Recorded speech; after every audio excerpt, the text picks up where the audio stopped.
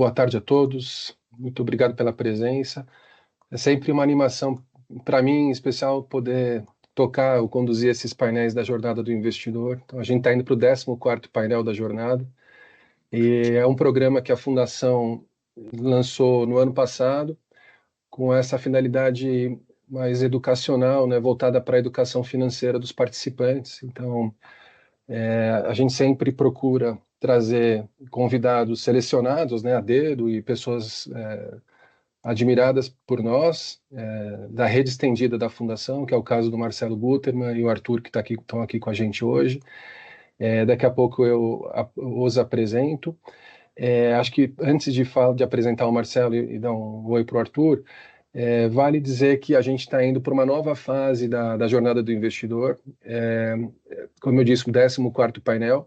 Os primeiros painéis foram dedicados a temas mais gerais associados à educação financeira, então muito em torno do uso consciente do dinheiro, da gestão do orçamento doméstico e relacionamento bancário e assim por aí vai. A gente passou por uma segunda fase aí que foi voltada para investimentos de fato, e a gente começou procurando explorar temas mais gerais em relação a quais são as classes de ativo, como é que se monta uma carteira de investimento, as principais diferenças entre os ativos, a questão do risco. E agora, hoje, de novo, a alegria é que... Só um instantinho.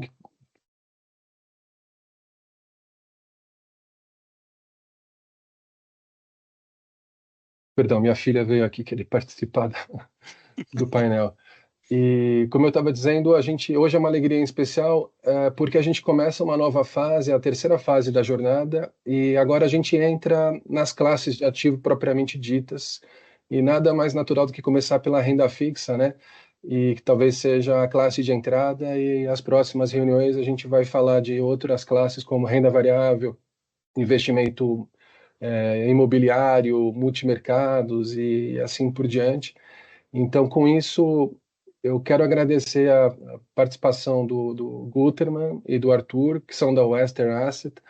A Western é uma parceira da Fundação Promon, eles fazem parte da gestão de parte da carteira de investimentos do Plano Multiflex. E sempre que a gente convida uma asset, Guterman e Arthur, eu faço sempre um disclaimer de que não necessariamente... Primeiro, a gente não está fazendo nenhuma recomendação de investimentos aqui. O objetivo, como eu já disse, é a gente poder compartilhar conteúdo educacional de primeira qualidade. E, então, além de não estar recomendando um investimento, a gente, eventualmente, opiniões que a Western Asset venha compartilhar aqui, não necessariamente são as opiniões da Fundação Promon. A gente pode concordar ou discordar, e não combinamos exatamente o conteúdo a priori, né, Guterman? Exato. E para fechar só a minha fala e já passar para você, eu acho que vale sempre falar um pouco do currículo também para todo mundo te conhecer. O Marcelo Guterman, ele tem mais de 30 anos de experiência no mercado financeiro. Ele é Product Specialist da Western Asset, já trabalhou no Citigroup e no Lloyds Asset Management. É engenheiro de formação, né, de produção, pela USP, mestre em Economia e Finanças pelo INSPER e é charter holder do CFA. E é isso, então, de novo, agradecer. E mais uma lembrancinha que me ocorreu agora, por último, mas não menos importante, a Elaine está aqui com a gente também. Elaine, se você puder dar um hello, ela é da equipe de investimentos da Fundação e vai estar aqui me ajudando na condução desse painel. Então, se a gente tiver muitas perguntas, pode ser pelo chat. Quem se sentir à vontade de abrir o microfone e a câmera também para fazer perguntas, e a Elaine vai me ajudar então nessa curadoria aí para a gente poder ter um painel mais organizado. É isso. Guterman, obrigado de novo, e Arthur também. Vamos lá, então. Eu vou compartilhar aqui minha tela. Vocês estão vendo aí? Sim. Então tá bom. Vou pedir, se alguém fizer alguma pergunta no chat, que o André leia para mim, porque eu estou só vendo a minha tela aqui, a tela da apresentação. Então não vou conseguir ver o chat ao mesmo tempo. Então vamos lá, vamos falar um pouquinho sobre renda fixa, né? como diz o André, é uma classe de ativo de entrada, aquela que a gente primeiro tem contato normalmente quando começa a investir de verdade, e, e a ideia é ser muito básico aqui, né? Quer dizer, eu fiquei pensando um pouco como estruturar essa apresentação. Falei, bom, eu vou fazer o básico, né? Partindo do pressuposto que ninguém sabe nada, e depois, para coisas mais sofisticadas, vocês podem fazer perguntas à vontade, eu estou aqui para responder. Então, primeiro conceituar o que é renda fixa, depois os tipos de ativos, o que é marcação a mercado, que é uma coisa bem importante, o que é a curva de juros e, por fim, como escolher títulos de renda fixa, né? Quais são os fundamentos por trás dos títulos de renda fixa. Então, vamos começar falando do que é renda fixa, né? E em contraposição ao que é renda variável. E, no final do dia, todo ativo financeiro ele tem como lastro alguma coisa no mundo real. Às vezes a gente pensa no mercado financeiro como uma coisa muito etérea, né? Muito abstrata. Na verdade, os ativos de renda fixa, os ativos de maneira geral do mercado financeiro, eles têm lastro na realidade. É sempre bom ter isso em mente, né? Porque quando a gente se faz a pergunta, aquele ativo está barato ou está caro, na verdade nós estamos querendo saber se a realidade por trás daquele ativo justifica o preço daquele ativo, né? Então, como é que eu enxergo a renda fixa, né? Da onde vem a renda fixa? A renda fixa nada mais é do que dívida. Dívida de empresa, dívida de governo, né? Dívida de pessoas. Então, é dívida. O que diferencia a renda fixa da renda variável? É que na dívida eu tenho um compromisso de repagamento. Eu tenho um compromisso, um fluxo de caixa pré-definido. Ao contrário de ações ou qualquer outro ativo que não tenha esse fluxo pré-definido em contrato. Então você tem um título qualquer que lhe promete pagar juros. Ao passo que ações, não há uma promessa de pagar dividendos. Se tudo der certo, se der lucro, se a empresa quiser distribuir dividendos, ela vai distribuir dividendos. Mas antes tem que ter dado lucro. A empresa não gera lucro, ela ainda assim está obrigada a pagar os juros das suas dívidas. Por isso que a gente diz que a renda fixa ela é menos arriscada do que a renda variável. Não é porque oscila menos, né? Porque a gente tem aquela sensação, aquela noção de que risco é volatilidade. Na verdade, também é, mas nesse conceito que eu estou falando aqui, a renda fixa ela é menos arriscada porque eu tenho um compromisso de recebimento de um fluxo de caixa. Ao passo que na renda variável, não. Em qualquer outro ativo, desde imóveis até Bitcoin, eu não tenho compromisso nenhum. Se eu receber, é porque aquele ativo foi bem. Se não for bem, eu não vou receber nada. Muito bem. O que não significa que não possa ter default, né, na dívida, mas isso é um outro problema. Já vamos falar sobre risco de crédito daqui a pouco. Quais são, então, os tipos de ativos de renda fixa? O tipo de ativo vai depender do tipo de emissor. Então, se são empresas emitem notas promissórias, debêntures. Se forem bancos, os bancos emitem CDBs. O banco não emite caderneta de poupança, mas caderneta de poupança é um produto bancário, né? Você tem, por um lado, o banco captando a caderneta de poupança e, por outro lado, emprestando, no caso, para financiamento imobiliário. Então, a caderneta de poupança, apesar de não ser o título, né, ela é sim um investimento de renda fixa. CDBs, letras financeiras, letras de crédito imobiliário, letras de crédito do agronegócio, todos esses títulos são emitidos pelos bancos para financiar pessoas e empresas. E nós temos o governo. O governo emite títulos públicos para financiar suas despesas.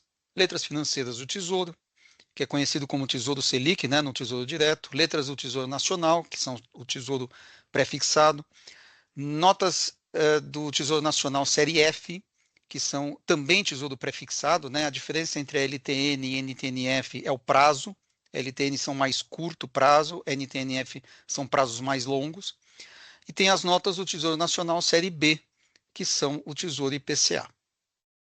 Então, o tipo de ativo de renda fixa vai depender do tipo de emissor.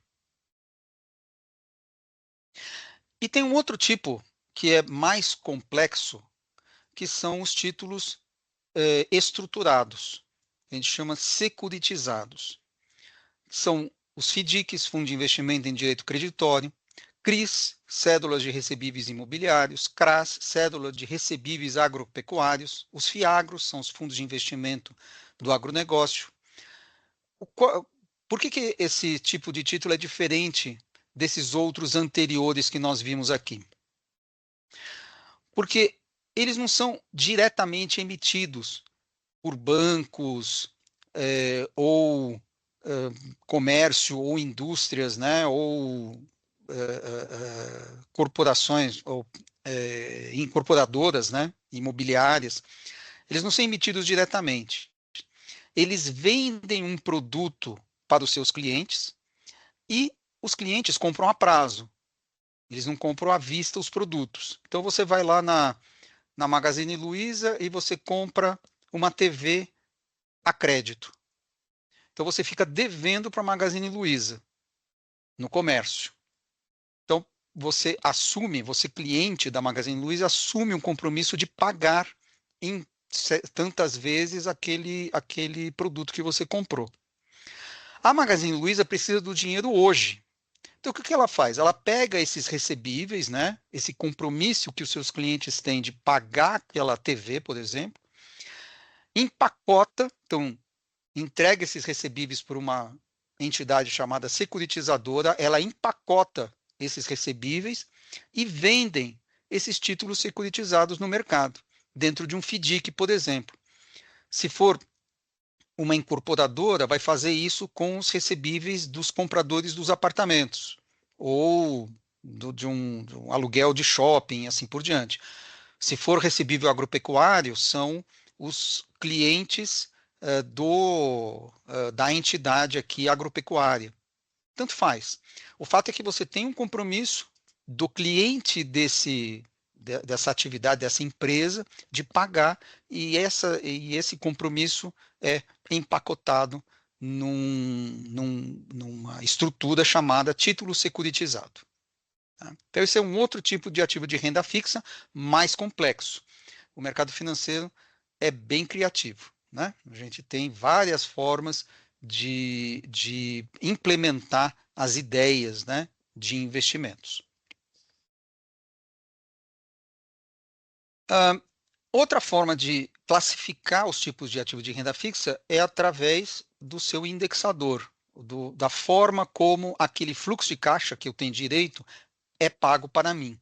Então, tenho dois grandes grupos, os pré-fixados e os pós-fixados. O pré-fixado, você sabe hoje qual é a taxa de juros que o papel vai pagar. Então, tem uma taxa pré-determinada.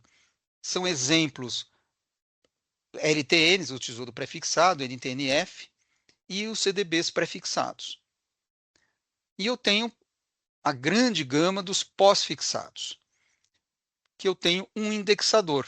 Esse indexador pode ser a Selic, pode ser o IPCA, pode ser a TR, que é o caso da caderneta de poupança, né, que é indexado na TR. Então, caderneta de poupança, NTNB, que é o Tesouro IPCA, CDB pós-fixado, normalmente é indexado a Selic ou ao CDI, debentures, normalmente indexados ao CDI ou ao IPCA, créditos estruturados de maneira geral, também normalmente são indexados ao CDI e ao IPCA, ou ao IPCA. Normalmente, isso é um fruto da história do Brasil, né? Da nossa herança de alta inflação. Normalmente, os títulos mais longos são pós-fixados. O brasileiro normalmente tem pouca coragem ou confiança de comprar títulos pré-fixados de longo prazo. Por quê? Porque a gente não sabe como é que vai ser a inflação lá na frente. E a gente vai ver ao longo dessa apresentação que tudo é uma questão de inflação, de antecipar a inflação. Então, se você compra um título pré-fixado, você está apostando que a inflação vai ser mais baixa do que aquela taxa pré-fixada. Porque se for mais alta, você perdeu dinheiro. Por isso que títulos mais longos normalmente têm baixa procura se são pré-fixados.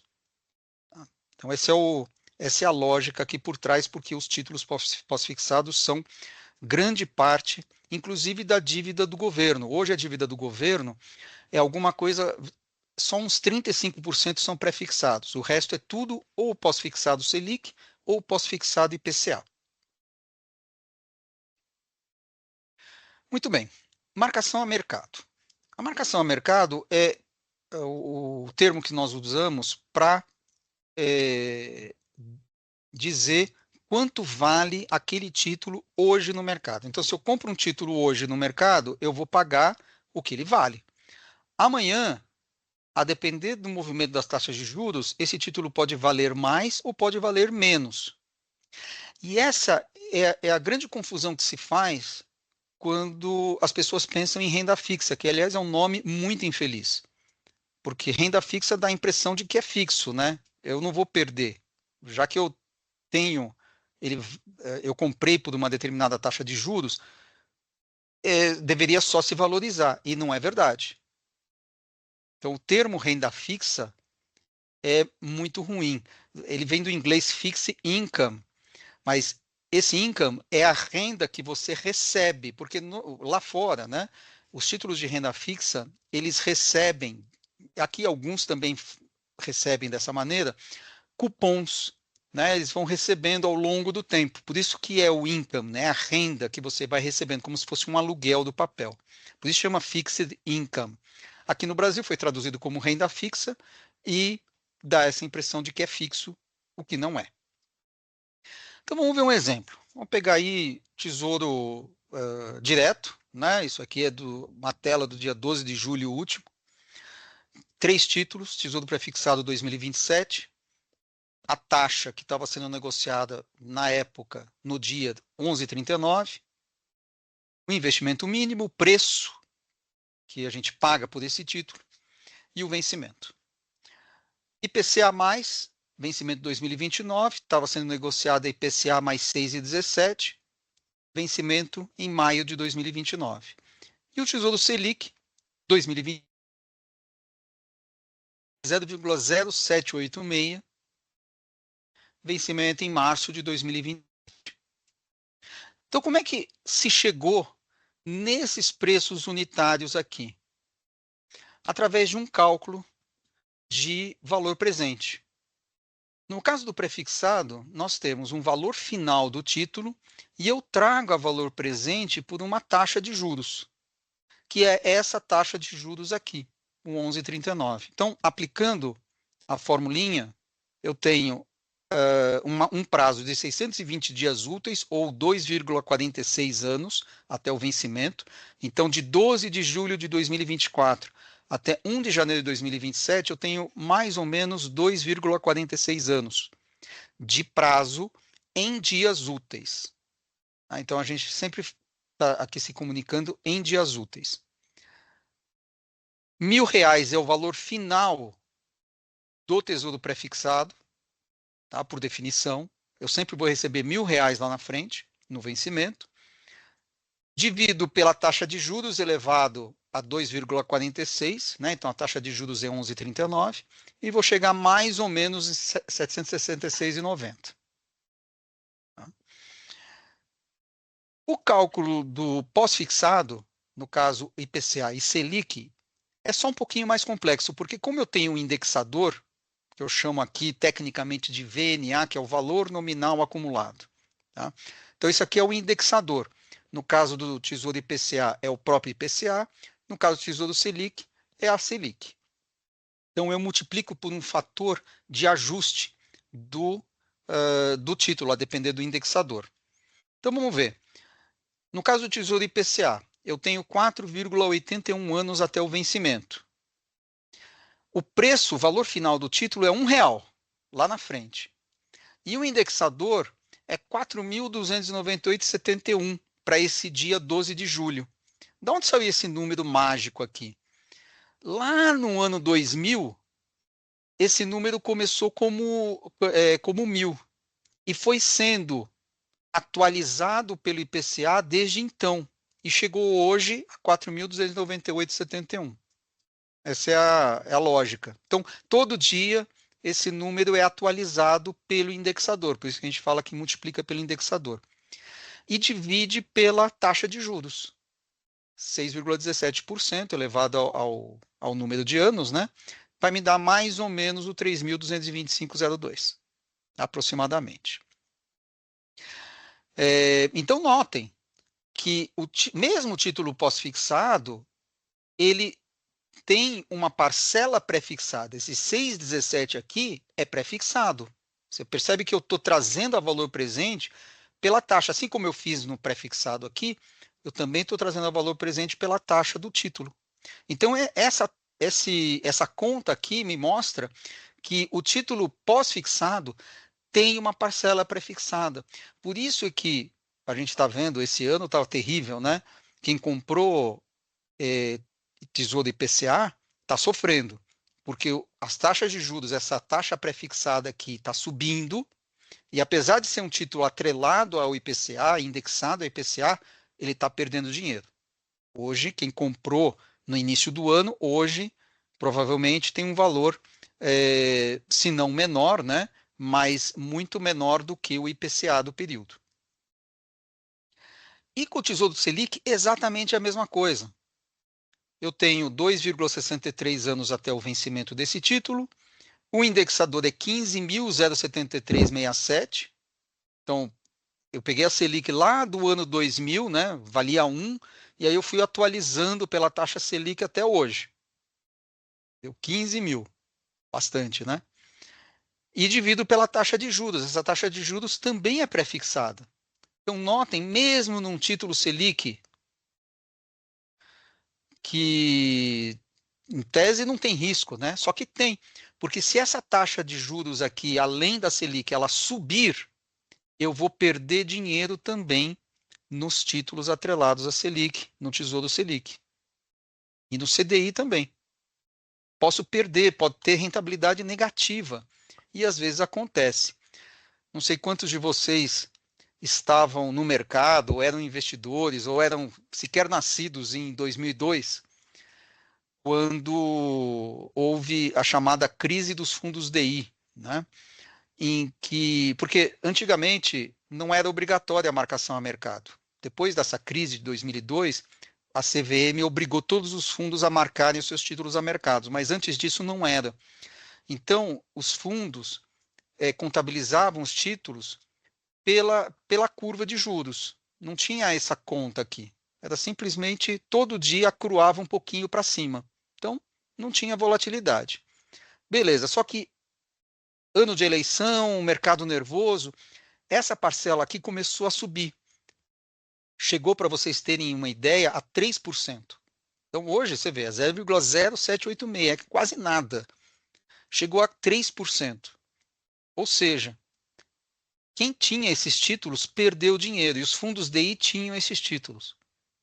Então, houve fundo DI que perdeu 4%, 5% do seu valor em um único dia. Foi realmente uma crise. Imagine um fundo DI perder 5% num dia, assim, do nada. Foi o que aconteceu, né? Então, é só para mostrar que isso aqui, esse mecanismo faz com que você possa também perder dinheiro na renda fixa. A gente espera ganhar, mas pode perder. Então, o que a gente vai ver aqui é o exemplo aqui. Peguei aqui no dia 12 de julho, a taxa do Tesouro Prefixado 2027 é 11,39. Aí, digamos que tem uma crise, a gente não sabe exatamente o que aconteceu, e essa taxa ela pula de 11,39 para 12,39. O que vai acontecer com o meu título? Eu tinha calculado, né, o preço do título a R$ 766,90, substituo esse 11,39 que está aqui no denominador por 12,39. né, que é a nova taxa de juros desse mesmo título. Você vê que o prazo é o mesmo, né, só mudou a taxa de juros. O que aconteceu? O denominador cresceu, portanto, o valor final diminuiu de 766,90 para 750,23. Então, se você comprou o título a 766,90 e a taxa de juros subiu de 11,39 para 12,39, você vai perder 2,17% no seu título de renda fixa. Isso pode acontecer de um dia para o outro. Basta ter uma crise. A gente espera que seja o contrário, que caia, né, de 11,39 para 10,39. Aí você vai ganhar 2% em relação ao preço que você pagou. Mas notem que tem essa volatilidade. Vamos ver um outro exemplo, um outro título pré-fixado, só que esse aqui vence em 2031. Então, esse título aqui tem 1.620 dias até o vencimento. O título anterior tinha 620. Então, esse aqui tem 1.000 dias a mais. Esse título pagava 11,82. Digamos que tenha aumentado para 12,82. O que vai acontecer? O título valia 487,62 a 11,82%, e ele passa a valer 460,50. Então, você perdeu, nesse título, pelo mesmo aumento de 1 ponto percentual na taxa de juros, 5,56%. Então, olha só, o título pré-fixado de vencimento em 2027 perdeu 2,17 quando a taxa de juros subiu 1 ponto percentual. O título pré-fixado 2031 perdeu 5,56, mas ele é mais longo. Ele é 2,6 vezes mais longo, tem 2,6 vezes mais dias até o vencimento do que o título 2027. O que aconteceu com a perda foi aproximadamente 2,6 vezes maior.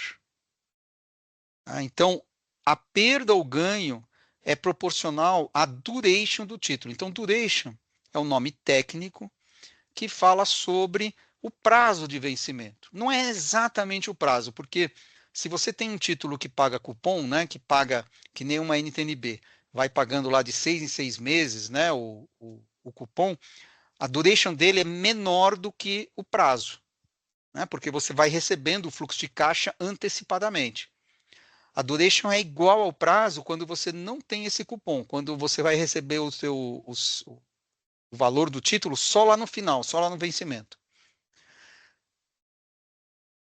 Então, a perda ou ganho, né, do título na marcação a mercado é proporcional à duration. Por isso que nós falamos que títulos de vencimento mais longos são mais arriscados do que títulos de vencimento mais curto. Justamente por causa disso, porque qualquer movimento de taxa de juros faz com que os títulos mais longos percam ou ganhem mais do que os títulos mais curtos. Então, essa é a ideia. E aí vai do apetite a risco de cada investidor. Qual é o vencimento que eu quero? Né? E também das suas necessidades. A gente vai conversar sobre isso daqui a pouco. Muito bem. Se vocês não tiverem perguntas, eu vou seguindo adiante aqui. Depois a gente pode abrir no final para perguntas. Doutor, também só fazer uma interrupção aqui também para te deixar tomar um pouco d'água. Num fundo de pensão como a Fundação Promon, a gente, e o plano Multiflex especificamente, a fundação é obrigada a fazer a marcação a mercado. Então, todos os papéis da carteira de investimentos do plano Multiflex estão precificados a mercado e, por consequência, estão sujeitos a esse risco de duration no caso da renda fixa, né? Então, se o papel da carteira da fundação é mais longo e a taxa sobe, a perda é maior. E se a duration é mais curta e a taxa sobe, a perda é menor. E assim por diante. No plano BD, que é um plano básico plus, que eu nem tenho certeza se todo mundo conhece aqui, porque é um plano mais antigo e que já está fechado há muitos anos, ele sim pode carregar, né, comprar papéis na curva. Então, mas é uma situação muito específica, muito pontual aqui para o universo de fundo de pensão. E de tal forma que esse risco que o Guterman chamou a atenção, que eu achei bacana começar por aí, Guterman, o risco da duration, né? O risco da marcação a mercado, a que todos nós aqui do Plano Multiflex estamos sujeitos. Exatamente. Aliás, todo veículo condominial, né, e o fundo de pensão é um veículo condominial, ou seja, tem vários participantes num veículo só, né, todo mundo é sócio, está de mão dadas ali, precisa marcar mercado. Por quê? Porque senão pode ter potencialmente uma transferência de riqueza. Imagina que você não marca mercado e aí uma pessoa saia do fundo, resgata daquele fundo. A hora que o gestor vai vender esse título a mercado, ele vai vender pelo preço de mercado, não vai vender pelo preço imaginário de uma curva de juros, né? Ele vai no mercado e vai vender no preço do mercado. Se não tiver marcado a mercado os títulos, quem está saindo vai estar saindo com uma vantagem em relação a quem está ficando, porque aquela cota ela não é a verdadeira, ela é uma cota fictícia, não é do mercado, não é aquilo que está valendo no mercado. Por isso, a marcação a mercado ela é obrigatória, né? Não é regulamentar, ela não é uma escolha do gestor do fundo de pensão ou de um fundo condominial. Posso tirar uma dúvida, Fábio Jardim Claro. falando? Eu não entendi bem essa taxa. Quem que define? O mercado. Demanda e oferta pelos títulos. Então você tem lá aqui na mesa de operações, né? Tá lá o pessoal tá comprando e vendendo títulos e assim na mesa de todos os operadores do Brasil. E o conjunto dessas operações é que faz a cada momento o preço, a taxa de juros dos títulos. Então, mas então assim, é certeza que vai ter mudança assim, em 2, 3 anos ou não? Certeza que vai ter mudança. Certeza. Se tem uma coisa que você pode ter certeza no mercado, é que vai ter mudança. A gente vai ver aqui as curvas de juros e vamos ver as mudanças que houve ao longo do tempo, né, nas taxas de juros. Não, é que eu tô assim, a taxa de juros eu entendo que muda IPCA e não sei o quê, mas eu não entendi bem o porquê que aumenta a taxa e diminui o valor. Assim, você comprou um negócio por 700, você vai vender ele por 1.000, não é? De qualquer jeito? Isso. Só que hoje, para eu saber o preço hoje, vamos pegar esse exemplo aqui. Para eu saber o preço hoje, eu tenho que dividir pela taxa de juros. Se a taxa de juros muda, vai mudar o meu preço. Quanto maior a taxa de juros, menor o preço, porque está do denominador. Quando eu trago a valor presente um fluxo de caixa futuro, quanto maior essa taxa de desconto, menor é o valor atual desse título. Tá. Mas isso aí só não é que assim, isso aí só acontece no momento das transações de entrada e saída, né? Correto. Tá. Não, e no momento de entrada e saída, mas como eu tenho que contabilizar esses títulos, mesmo que eu não esteja negociando esses títulos no mercado, como eu tenho ou posso potencialmente ter que negociar, eu tenho que todo dia estar contabilizando pelo preço do mercado. Isso que se chama marcação a mercado. Tá? Eu sou obrigado. Talvez só um pontinho aqui para tentar também adicionar. Se a gente comprou o papel e tem a intenção de levá-lo a vencimento, os R$ 1.000 aí de exemplo do Guterman estão garantidos. Então a marcação a mercado só afeta aquela pessoa, o investidor, que vai vender que pretende vender o papel ao longo do tempo. Exato. Agora, se você comprou para carregar o vencimento, essa marcação a mercado, essa loucura, né, que parece um eletrocardiograma, ela é só, enfim, vamos dizer, uma ilusão para quem precisaria vender naquela condição. Agora, se você pode levar ao vencimento, você consegue se isentar, né, se resguardar da marcação a mercado, da volatilidade, né, Guterman?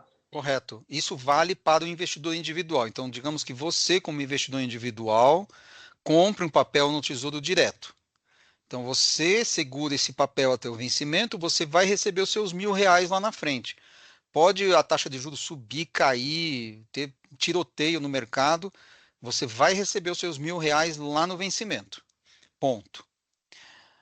quando a gente fala de um fundo e que tem vários cotistas, né, vários investidores sócios, tem sempre gente entrando e saindo no meio do caminho nesse fundo. Fundo de pensão é a mesma coisa, tem sempre gente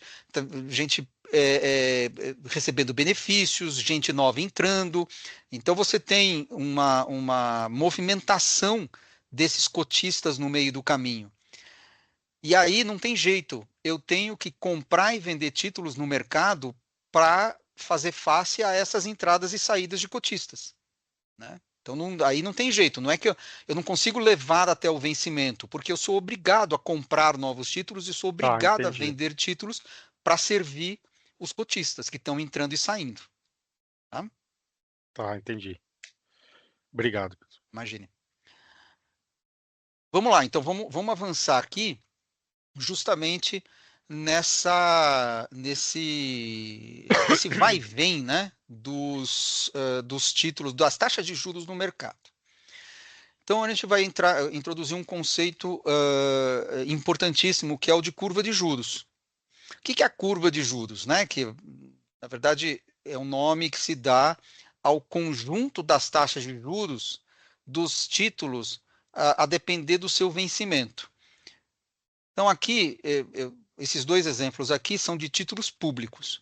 Então do lado esquerdo eu tenho o Tesouro Prefixado e do lado direito eu tenho o Tesouro IPCA+.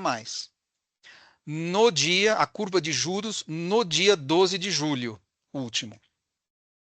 Então, o título prefixado com vencimento em 2025 estava pagando alguma coisa aqui como 10,5%.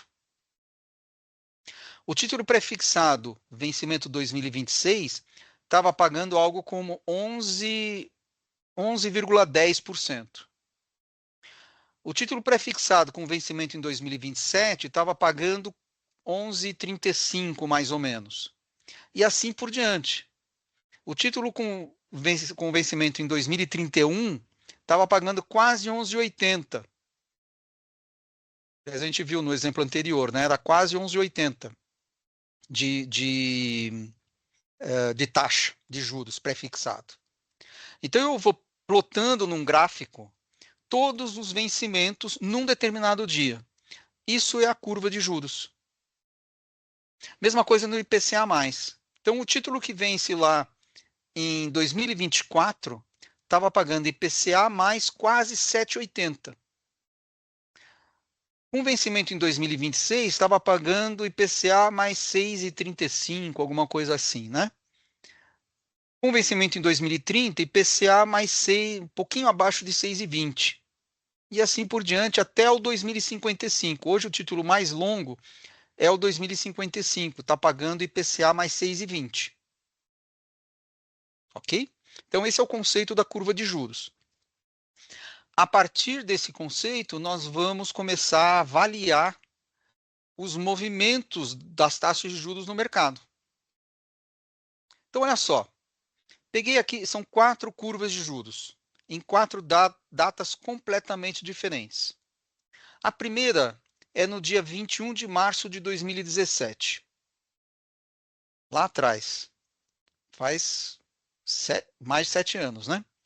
Que é essa curva verde aqui. Vamos lembrar, 21 de março de 2017, a taxa Selic estava em 12,25 e o Copom estava cortando a taxa de juros, estava no meio do processo de corte de taxa de juros. O que nós temos aqui? Uma curva que começa em 2018, esse vencimento aqui é 1 de janeiro de 2018, tá? É bem início de 2018. Estava pagando 10%. Ora, a Selic estava em 12,25 e a taxa prefixada estava em 10%. O de 2019 estava em 9,5%. O de 2020 estava em 9, um pouquinho mais, 9,75 e tal, né? Estava basicamente tudo muito juntinho aqui, por volta de 10. E a Selic estava em 12,25. Que coisa, né? Por que será? Por que o prefixado estava pagando menos do que a Selic? Aliás, valeria a pena comprar um título prefixado que estava pagando só 10%, até abaixo disso, dependendo do prazo, se você podia ficar na Selic e receber 12,25%. O ponto é que o mercado, na época, estava precificando que a Selic ia muito abaixo de 10%. O Copom estava cortando a taxa de juros e a Selic e o mercado estava precificando que a taxa Selic ia cair muito mais. Portanto, se você ficasse na taxa Selic, você ia ter uma rentabilidade menor do que 12,25, porque ia ser cortada essa taxa de juros. Lembra, nós estamos no início de 2017. Tinha ainda chão para chegar até o final do ano. Então, essa é a ideia. Você tem o pré-fixado, você trava a taxa. Então, aqui eu travei uma taxa de 10%. Se a Selic for menor, a Selic acumulada até o vencimento for menor do que esses 10%, terá valido a pena eu estar no pré-fixado. A gente vai estudar isso com mais calma daqui a pouquinho. Tá? Mas só para, às vezes, alguém pode estranhar o fato de estar em 10% quando a Selic está em 12,25. Aí vamos ver a curva de 3 de janeiro de 2021, que é essa curva laranja aqui. Olha a diferença, né, de desenho. Aqui eu tenho o que a gente chama de uma curva flat. Ela é plana. Todos os vencimentos, praticamente todos eles aí por volta de 10%. Aqui não. Eu tenho uma curva inclinada positivamente. Ou seja, as taxas mais longas são maiores do que as taxas mais curtas. A gente chama de uma inclinação positiva. Vamos ver o que estava acontecendo lá no início de 2021. Pós-pandemia, né? Ou no meio da pandemia, taxa Selic em 2% e o Copom estava parado. Não estava nem subindo nem descendo a taxa de juros. O que o mercado estava vendo naquela época? Taxa de juros para o final de 2021, né, que é essa primeira bolinha aqui, em 2%. Então, o mercado não estava vendo subida de taxa de juros naquele ano. Né, porque estava apostando, o pré-fixado estava pagando exatamente 2%, que era exatamente a Selic da época. Então, o mercado não estava vendo subida de taxa de juros, estava vendo subida de taxa de juros depois, porque ia voltar para uma certa normalidade, né? Lembrando que a taxa Selic, antes da pandemia, estava em 4,25. Então, o mercado já estava vendo essa taxa de juros subir, a Selic, né? Mais para frente, não naquele ano.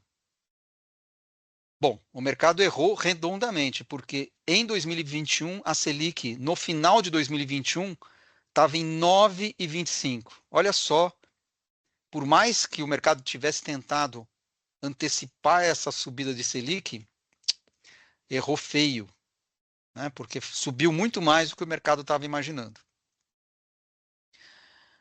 Vamos pular para 31 de maio de 2022. O que nós temos aqui? Uma curva negativamente inclinada. O que é negativamente inclinada? A parte mais longa é menor, uma taxa mais baixa do que a parte mais curta. Então está negativamente inclinado. O que nós tínhamos em 31 de maio de 2022? A Selic estava em 12,75 e o Copom estava subindo a taxa de juros. Então, o que estava acontecendo aqui? A parte mais curta da curva de juros estava precificando o aumento dessa taxa de juros aqui, né? O Copom estava subindo a taxa de juros. Então, o 2023, né? O pré-fixado 2023 estava pagando acima de 13%. Então, o mercado estava precificando que o Banco Central ia subir a taxa de juros até acima de 13%. E, de fato, subiu. Subiu até 13,25%, né? Que foi até 13,75%, né? Que foi o máximo que subiu a taxa Selic naquele ano. E depois estava precificando uma queda de taxa de juros, né? Ia subir, ficar por um tempo e começar a cair e estabilizar ali em 12,5 mais ou menos. E 12 de julho de 2024, agora, né? Faz alguns dias. Essa é a curva de juros que a gente já viu. Então, a curva de juros está em 10,5 aqui, então o mercado não está precificando mais nenhuma alta, nem nenhuma baixa da taxa de juros esse ano, mas sim vê aumento de juros nos próximos anos. Então, a gente tem uma curva inclinada positivamente, apesar do Copom ter parado de subir a taxa de juros. Uma parte, aliás, isso é importante, né? Notem que sempre, a partir de um determinado ponto da curva, independentemente da curva de juros, tá? Então, por exemplo, vamos pegar essa verdinha aqui. A partir de um determinado ponto, os pontos da curva de juros são mais altos do que esse determinado ponto. Tem sempre um ponto de mínimo e depois aumenta. Por que isso? Isso acontece aqui, acontece, obviamente, aqui, acontece aqui também. Se você pegar, ó, é que aqui não dá para ver muito por causa da escala, mas esse último ponto aqui, né, 2033, é mais alto do que esse ponto 2026 aqui. Por quê? Isso aqui é o que a gente chama de prêmio da curva de juros. Ou seja, o mercado sempre coloca um prêmio adicional, uma taxa de juros adicional para títulos mais longos. E dá para entender por quê, né? A gente viu, títulos mais longos são mais arriscados que títulos mais curtos. Então, é natural que você tenha uma taxa de juros maior para títulos mais longos, para justificar ou para premiar quem vai tomar aquele risco. A parte mais curta, os primeiros pontos, indicam aquilo que o mercado acha que o Banco Central vai fazer. A parte mais longa é só um prêmio de risco pelo fato de você estar apostando que a inflação vai permanecer controlada ao longo dos próximos anos. Tá? Então, eu chamo de prêmio de risco da curva de juros. Então, todas essas leituras, o profissional o gestor profissional de renda fixa faz. Né? Ele analisa esses movimentos e toma suas decisões de investimento. Pode comprar o mais curto, o mais longo, pode ir para Selic, pode ir para o pré-fixado, tem várias alternativas. Inflação é o nome do jogo. Né? Então, o fator final que determina a taxa de juros é inflação. Sempre. Sempre vai desembocar na inflação. Então, olha só. Vamos pegar aqui dois extremos. A curva de juros em 31 de janeiro de 2016, em verde, e a curva de juros em 31 de julho de 2016, 6 meses depois. Essa laranja aqui. Olha a diferença. Então, relembrando, né, em 31 de janeiro de 2016, a Selic estava em 14,25, o Copom estava parado, não estava. E o IPCA projetado para os próximos 12 meses no relatório Focus, né, esse relatório que tem a pesquisa junto aos agentes de mercado, né, sobre inflação, PIB, câmbio e assim por diante, crescimento. A inflação projetada era de 7,14. 6 meses depois, não tinha mudado nada. A Selic continuava em 14,25, o Copom permanecia parado, só que as expectativas de inflação tinham caído para 5,48. O que aconteceu nesse meio tempo? Se vocês lembrarem, em abril de 2016, nós tivemos o impeachment. Então, teve uma mudança tanto no Ministério da Fazenda quanto no Banco Central. Entrou uma nova equipe com mais credibilidade e conseguiu ancorar as expectativas de inflação, tanto no curto prazo quanto no longo prazo. Então, o mercado que estava projetando altas da taxa Selic, você vê, a taxa Selic já estava em 14,25. No início do ano, o mercado projetava para cima de 15, né? Já para cima de 16 a Selic. teve essa troca, credibilidade do Banco Central restaurada, o mercado passou a acreditar que a Selic poderia cair, como de fato caiu.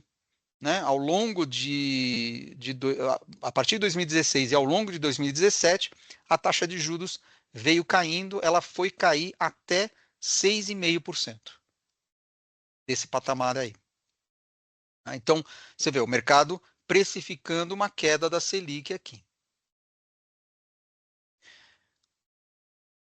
Outro exemplo, agora o inverso, 2 de janeiro de 2024 e 1 de julho de 2024, que é o azul, 6 meses depois. Então, estamos falando deste ano. O que aconteceu este ano? Olha só, no início do ano, a Selic sendo derrubada, estava em 11,75, o Copom estava no meio do processo de queda de taxa de juros, e o IPCA caiu para 3,80, desculpa, o IPCA projetado era de 3,87 para os próximos 12 meses. 6 meses depois, agora esse mês, né, onde a gente está, a Selic está em 10,5, o Copom parou de cair a taxa de juros, mas a Selic está menor. E a inflação projetada nos próximos 12 meses está menor. Mas o que aconteceu? A inflação caiu, ou a projeção pelo menos, né? Caiu, a Selic caiu, e no entanto a curva foi desse amarelo para esse azul aqui. O que aconteceu foi a perda da confiança dos mercados no longo prazo.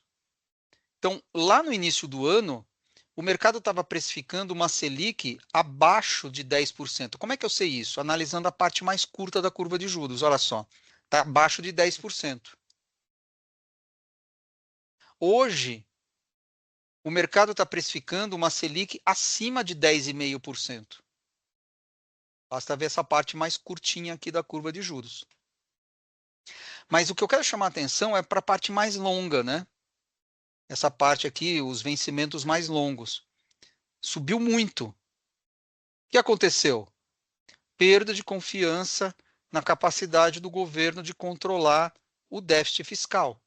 E quando você tem déficit fiscal, mais cedo ou mais tarde, acaba aparecendo a inflação. Então, o mercado está desconfiado sobre a capacidade do governo de controlar a inflação no final do dia. Não o Banco Central, porque o Banco Central vai fazer o aumento da taxa de juros. Aliás, justamente isso, né? Está precificando uma taxa de juros mais alta para controlar a inflação provocada pelo déficit fiscal. Então, você exige mais prêmio na curva de juros justamente porque você tem uma incerteza com relação à inflação no futuro. Então, o que influencia a curva de juros? O que influencia as taxas de juros no mercado, né? Por que a taxa sobe? Por que a taxa cai? Inflação, esse é o nome do jogo. Inflação no curto prazo, ela depende da inflação corrente, existe uma certa inércia inflacionária, né? A inflação corrente influencia a inflação futura, existem remarcações com base na inflação passada, tem uma certa indexação à nossa economia. As expectativas de inflação, né? Então você tem uma expectativa de inflação menor, você vai reajustar menos os seus preços. Atividade econômica, quanto mais fraca estiver a atividade econômica, menor tem de ser a inflação e vice-versa. O câmbio, então quando o câmbio se desvaloriza muito, como foi o caso agora, né, nesse mês de julho, as expectativas de inflação sobem.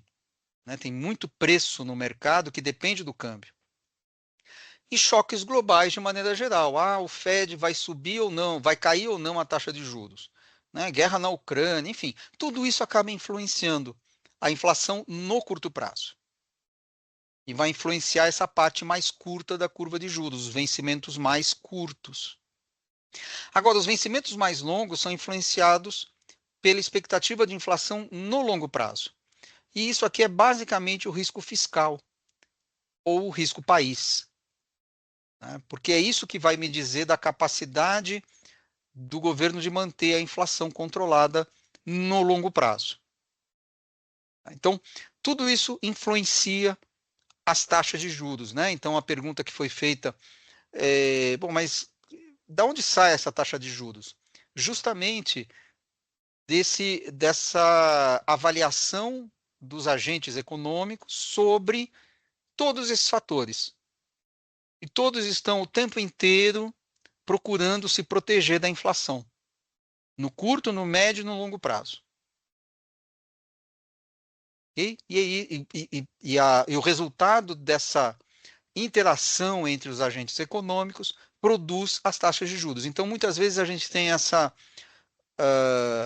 falsa ideia de que é o Banco Central que controla a taxa de juros no Brasil, no mercado. A única taxa de juros que o Banco Central controla, e mais ou menos, é a Selic. O Banco Central determina a Selic. Só que todas as taxas de juros da curva de juros são determinadas pelo mercado. Tem a Selic como base, né? Natural que a Selic seja um input desse imbróglio todo aqui que eu comentei, mas é só um input, porque tem esses vários fatores que eu comentei aqui para a determinação das taxas de juros. E mesmo a Selic, o Banco Central não tem total liberdade para colocar onde quiser. Ele vai colocar aonde é necessário para controlar a inflação. E se os outros fatores que poderiam ajudar ou atrapalhar no controle da inflação, ele vai reagir a esses outros fatores. Tá? Então, esse é o universo onde nós vivemos aqui na renda fixa. Muito bem. E como escolher, então, títulos de renda fixa? Eu meio que arranhei isso, né, no tópico passado. Agora a gente vai entrar um pouquinho mais detalhadamente aqui. Então, primeiro, como é que eu escolho entre um título prefixado e uma taxa Selic, e um título atrelado à Selic?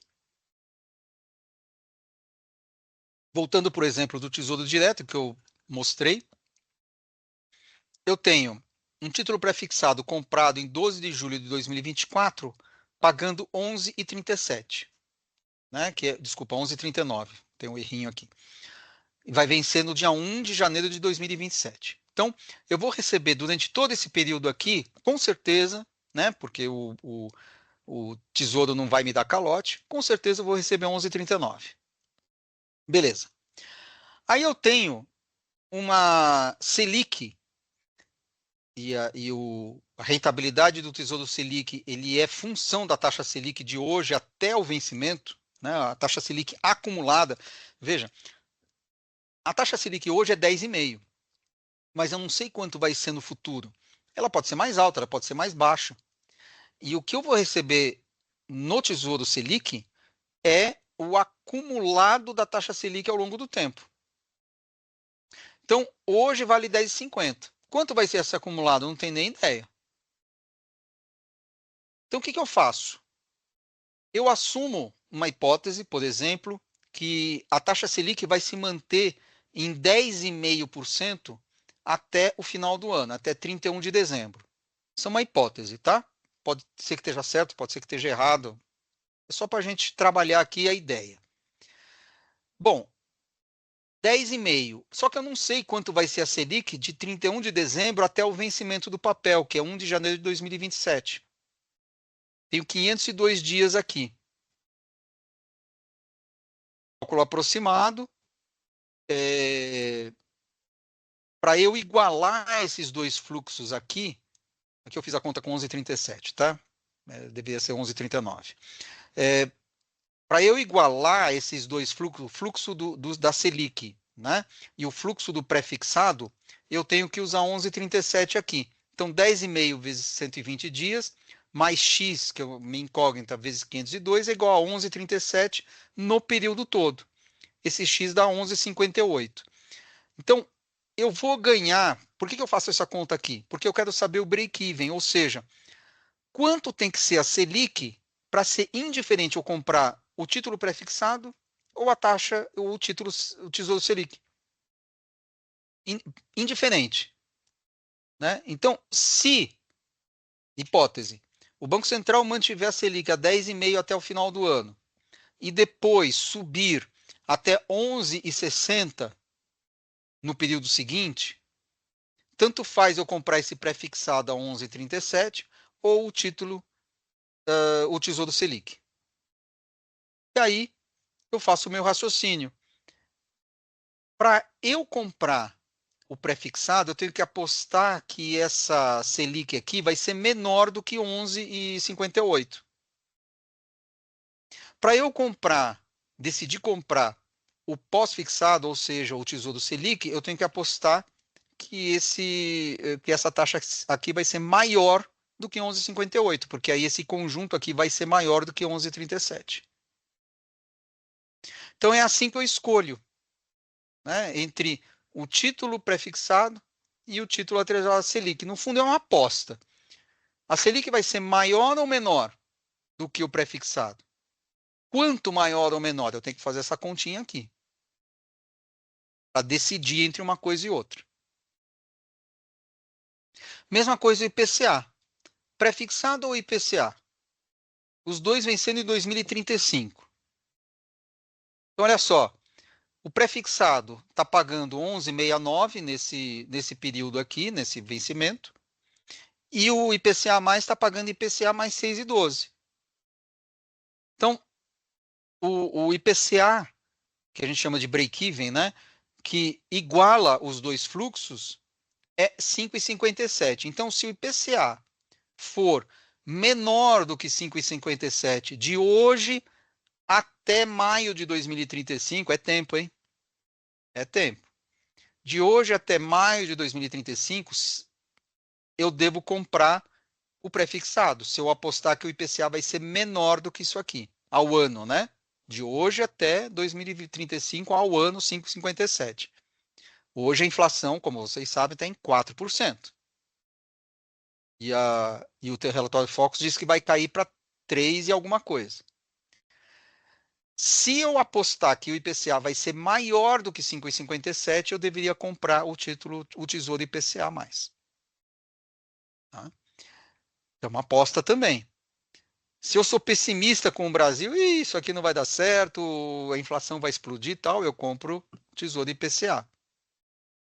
Se eu falo, não, o Banco Central vai conseguir controlar, nós vamos conseguir controlar essa inflação, e olha, 5,57 é bem mais alto do que a inflação atual, né? Então tem que perder o controle. De hoje até 2035. Tá? Então é uma aposta. E é assim que a gente escolhe o indexador. Ok?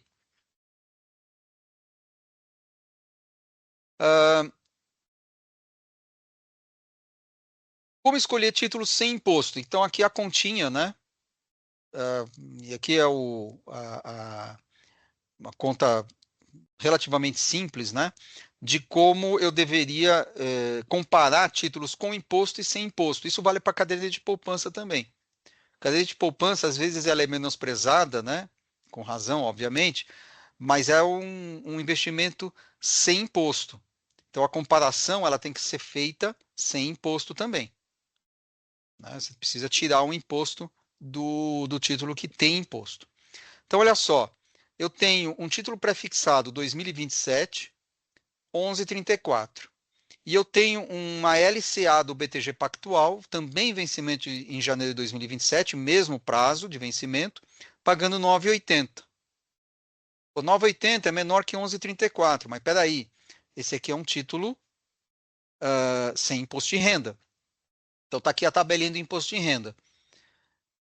É um título que tem 899 dias para o seu vencimento. Portanto, ele cai aqui na alíquota de 15%. Então, 11,34 vezes 1 menos 0,15 dá aproximadamente 9,64. Então, quando eu resgatar o meu título pré-fixado lá na frente, eu vou ter uma cobrança de imposto de renda que vai transformar esse 11,34 em 9,64. Portanto, comparando essa LCA com um tesouro pré-fixado, vale a pena a LCA. Claro que eu tenho que ponderar pelo risco de crédito, né? Aí tem o FGC, eu não vou entrar no mérito aqui. Mas o fato é que paga mais a LCA, e eles sabem disso. né? Eles fazem exatamente assim para ter esse pequeno ganho em relação ao tesouro pré-fixado. Mesma coisa em percentual do CDI, né? Então eu tenho a mesma LCA, mesmo vencimento, só que está pagando 89% do CDI. Se eu comprar um tesouro Selic, que paga 100% do CDI, eu vou ter 100% vezes 1 menos 0,15, que é a minha alíquota, 85% do CDI. Ele está pagando 89% do CDI. Então eu tenho mais vantagem em comprar a LCA aqui do que o Tesouro Selic. Ok? Então, só para ter essa noção de que o imposto faz diferença. E, finalmente, o risco de crédito. Então, quando nós compramos títulos públicos, eu não tenho esse problema, mas se a gente for para títulos privados, eu preciso analisar a taxa de juros de acordo com o risco de crédito. Então, em tese, a taxa de juros ela tem que subir na medida em que o rating diminui, né, ou fica pior, e na medida em que o prazo aumenta.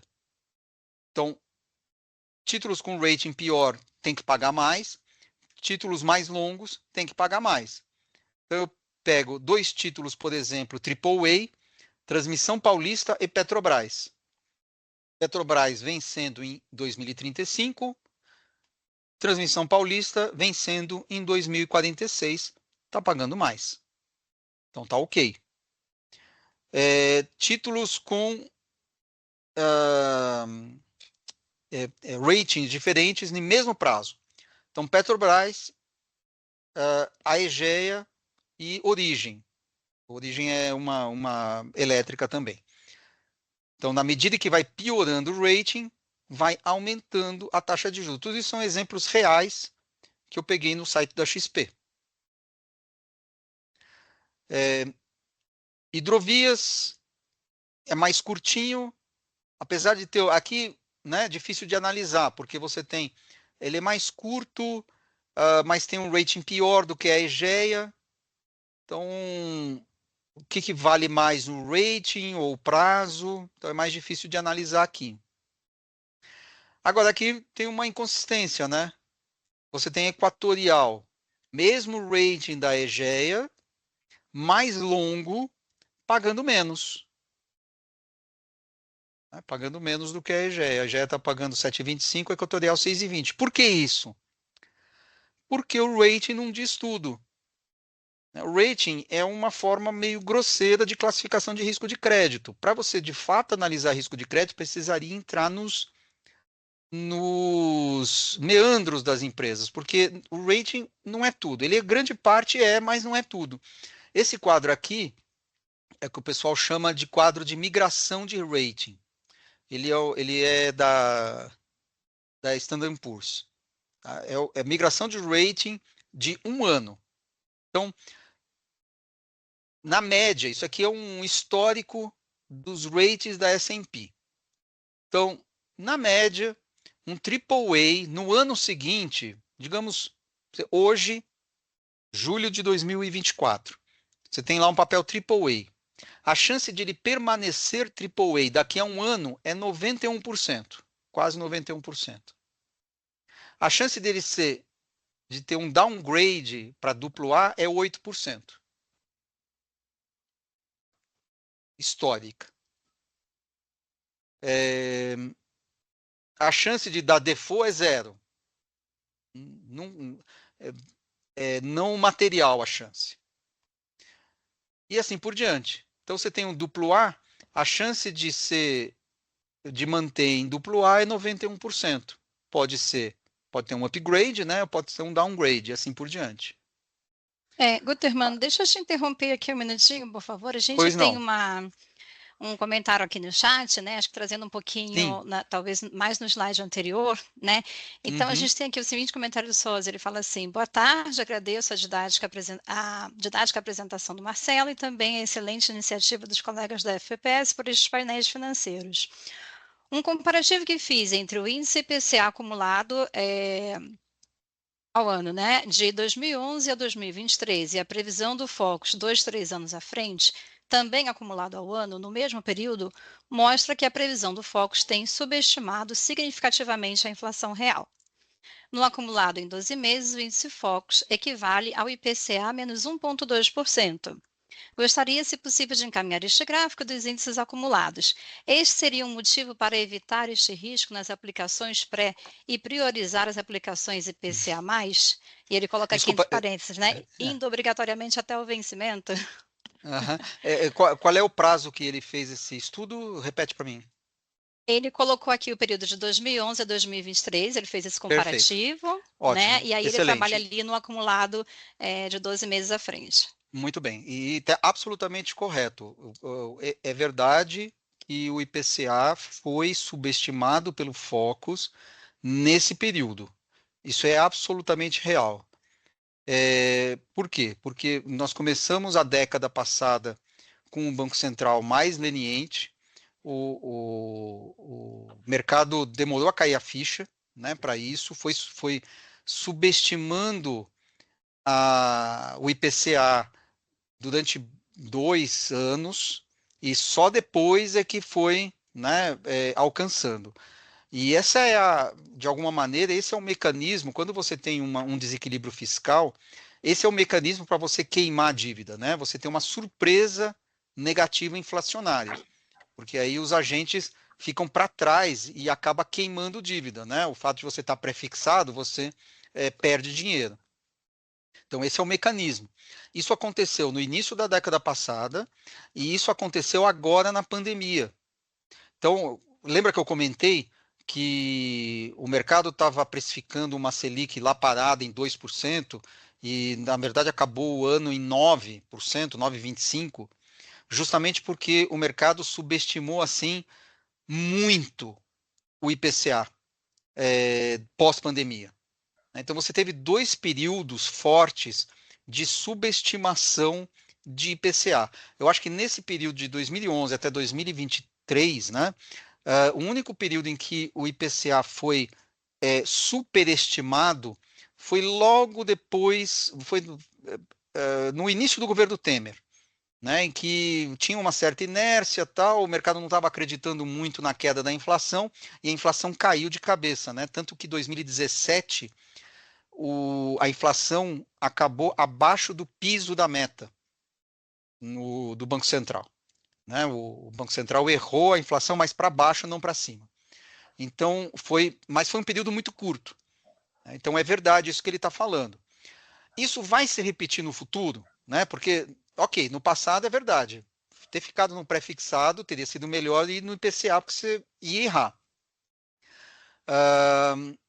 Isso é verdade para o futuro?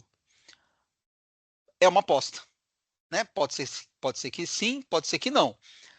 Os elementos, e aí é uma avaliação, vou aqui fazer um pleonasmo, né? É uma avaliação individual de cada um. Né? Porque cada um vai analisar o futuro e vai tentar observar se os elementos que fizeram o mercado subestimar a inflação estão presentes hoje. Você tem um Banco Central leniente, você tem quer dizer, que tolera uma inflação mais alta, né? Você tem um governo que gasta, né, mais do que pode. Enfim, tudo isso tem que ser levado em consideração para saber se o futuro vai repetir o passado. Ou se não. Se a gente vai ter um controle maior, se a inflação vai ficar controlada e assim por diante. Então, essa é a avaliação. E a avaliação é pessoal, né? A gente tem aqui nossa equipe que faz essa avaliação profissionalmente, que tenta acertar, e não é fácil, né? Então, esse e ele tem razão. Esse levantamento que ele fez é perfeito. Mas aí eu acho que está a beleza do mercado financeiro, né? Quer dizer, a gente brinca desse ente, que às vezes o pessoal fica bravo com o mercado, né? Que é culpado dos juros estar alto, etc. Agora, se todo mundo fosse, vamos dizer, concordar com o sócio e priorizar IPCA mais em detrimento da curva pré-nominal, quer dizer, a demanda pela curva pré ela seria zero. Isso. E aí cai no que você explicou para a gente antes da demanda, da oferta e demanda. Então, se a demanda era muito baixa, a curva pré ela vai abrir. Isso. E aí, então, naturalmente, o mercado se corrige, né, em Exato. função, então, pegando esse extremo, assim, ninguém quer comprar pré, ela vai subir, ela vai aumentar de preço, até que ela entra num equilíbrio, porque mais gente vai querer comprar aquela curva, e aí que tá a beleza do negócio, né? Exato. E assim, esse 11,69 que está aí, que é o pré-2035, ele é um preço que tem comprador, tem gente acreditando. Veja, esse preço só está aí porque tem comprador. Tem um vendedor e tem um comprador, porque saiu o negócio nesse preço, né? E se tem comprador, significa que tem gente achando que vale mais a pena o pré-fixado do que o IPCA, né? Nesse nível.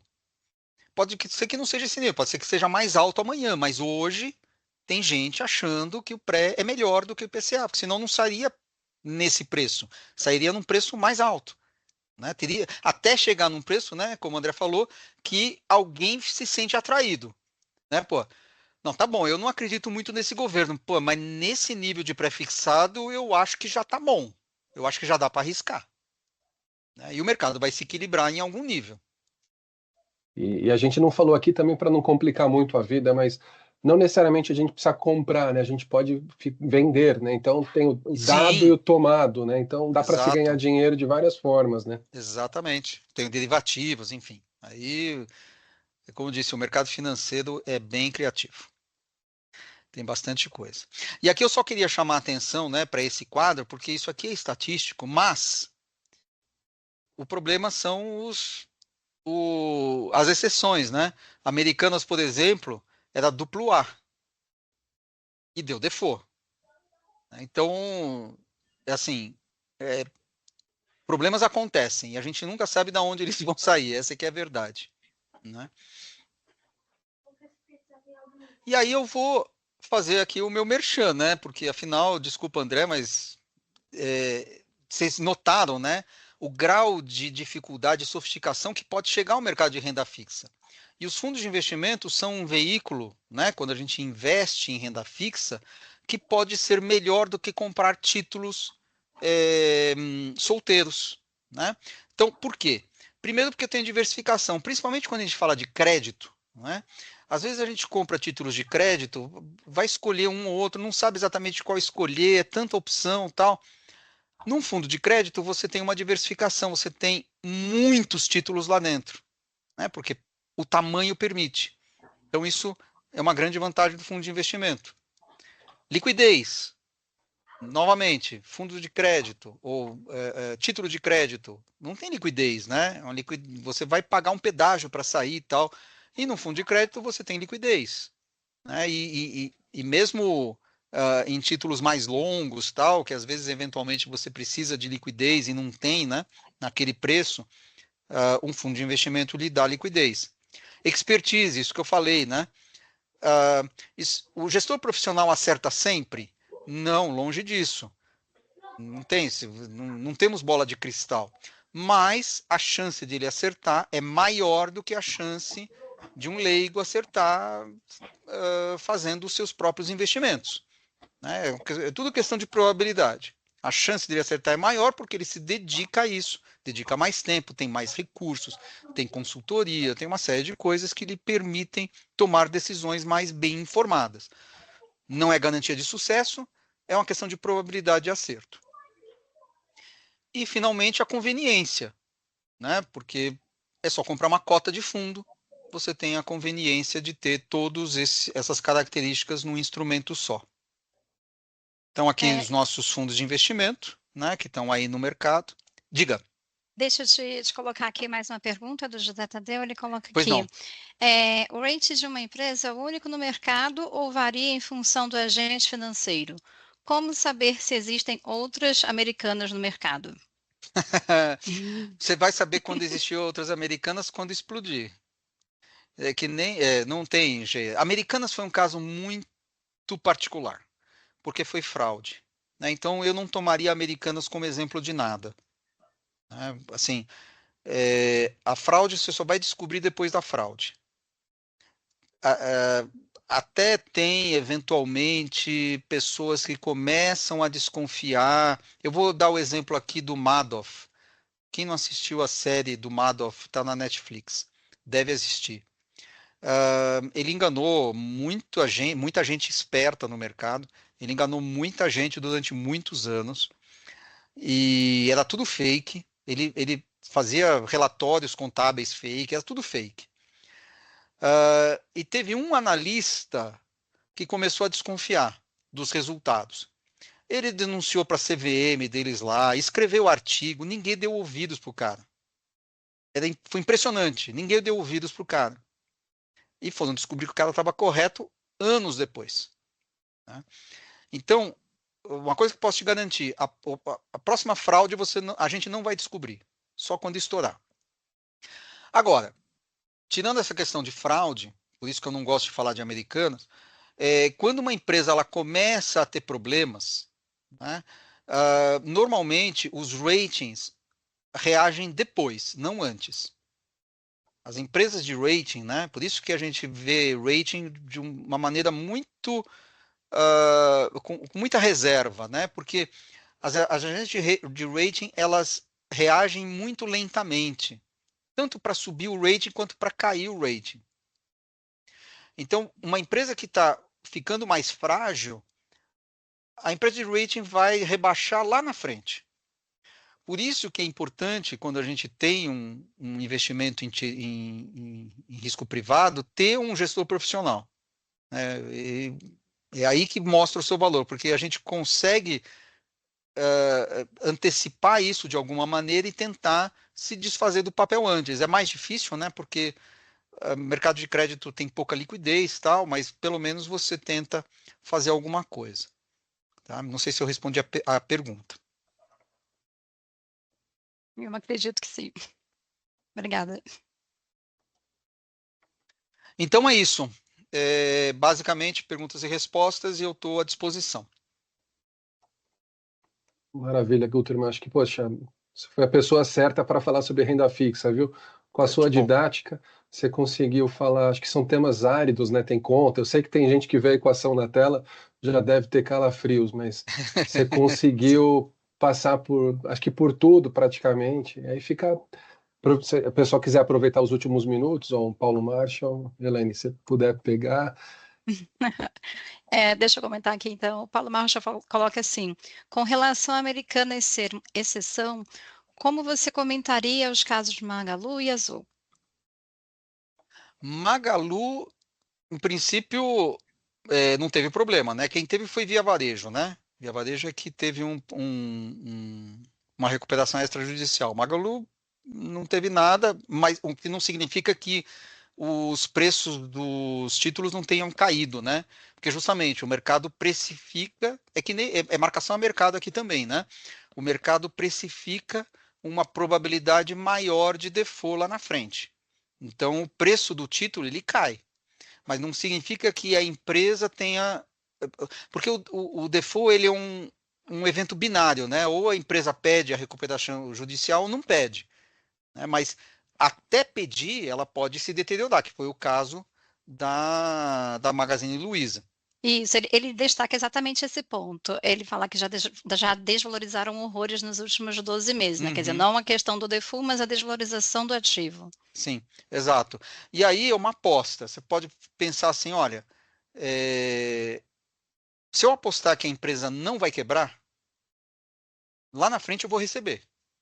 Então, pouco importa o preço dela hoje, né? Se eu segurar esse papel até o vencimento, é o mesmo raciocínio da marcação a mercado dos títulos, né? Quando a curva de juros ela sobe ou cai. Se eu segurar até o vencimento, eu vou receber meu dinheiro lá, mas aí é uma aposta de que a empresa não vai quebrar até lá. E eu não, viu, André? Eu não vou aqui responder se vai quebrar ou não. Isso aí eu acho que não é um. Mas se ela quebra, não tem aquela questão de fundo garantidor de crédito, então não se aplica aqui. Não se aplica porque não é um emissor bancário. É só para banco que vale o fundo garantidor de crédito. Tá. Então, CDB de banco, aliás, letra financeira não tem FGC, né? LCI e LCA, né? Que tem FGC. Então, é para a emissão bancária. Título emitido por empresas não tem FGC. Então, se de fato ela deixar de pagar, você vai deixar de receber. É isso, mas eu acho que um pouco do que você falou, quer dizer, quando a gente olha para crédito, rating é uma referência, né? Então, e muito se desconfia muitas vezes, pô, o rating das lojas americanas era double A, né? Como você chamou atenção, né? Isso. E de vez em quando a gente se surpreende com ratings de primeira linha passando por problemas de crédito. Então, as agências de rating também erram. Então, o ponto é, e aí puxando a sardinha um pouco para a gestão profissional, é que uma gestão de crédito privado, quer dizer, não é nada trivial, né, Guterman? Tem que olhar, Exato. talvez a primeira camada seja o rating, mas vamos entender a geração de caixa da empresa, como é que estão as perspectivas dos negócios daquela empresa, e aí acho que o gestor profissional consegue mergulhar e entender de fato aquele risco de crédito, né? Isso. Nós temos aqui um sistema de rating interno nosso. Nós damos rating para as empresas. A gente olha os ratings externos como uma referência, mas assim, é um ponto de partida, não é onde nós tomamos as decisões, né? E aí até reforçando esse ponto que o André colocou aqui com relação à gestão profissional e a questão da classificação de rating pelas agências, né? O José Tadeu volta aqui com a gente e fala: obrigado e parabéns pela apresentação. A Americanas demonstrou que as auditorias podem ser muito falhas ou manipuladas, correto? E aí, então, no caso, eu até, veja, a gente não tem todas as informações, especificamente no caso de Americanas, tá? A gente não tem todos os dados para tirar conclusões. As informações que nós temos até agora é que as demonstrações contábeis e até os recibos que embasaram as demonstrações contábeis foram forjados. Então, se você... A auditoria, ela se baseia em documentos. Se os documentos foram forjados, ela não tinha como pegar. Né? E eu acho que é aí que elas vão se defender. Essa é a informação... Esse é o ponto onde nós estamos hoje. Não sei exatamente, não tenho detalhes, né, de como isso aconteceu, né, do mecanismo, mas a informação que nós temos é que os documentos foram forjados. Então, de fato, fica difícil mesmo para a auditoria pegar. Né? Eu não estou aqui livrando a barra das auditorias porque elas erram também. Né? Tem muito trabalho mal feito por aí. Mas nesse caso específico, foi uma fraude gigante. E Guter, deixa eu aproveitar aqui, assim, a gente está ultrapassando o tempo, chegou às 15 horas e 1 minuto. Acho que foi muito bacana para um primeiro painel sobre classe de ativos, então foi um começo muito, muito bacana mesmo. E agradecer a você, em especial o Guterman, o Arthur também, que ajudou na organização, e agradecer as pessoas que ficaram com a gente até o final, e convidar a todos continuarem com a gente na jornada do investidor. Então, tem muitas classes de ativo. Vamos falar de fundo multimercado, que eu sei que tem muita gente brava com o fundo multimercado, né? Vamos falar de bolsa, vamos falar de uma série de classes de ativo, então não percam os próximos painéis. Então, se puderem continuar participando com a gente, chamem os colegas também.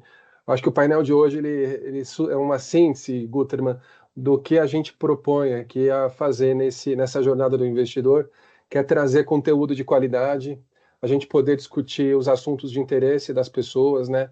A gente sabe que se a gente não oferece conteúdo de qualidade, as pessoas vão buscar por aí, e muitas vezes o conteúdo que tem disponível não é assim tão confiável.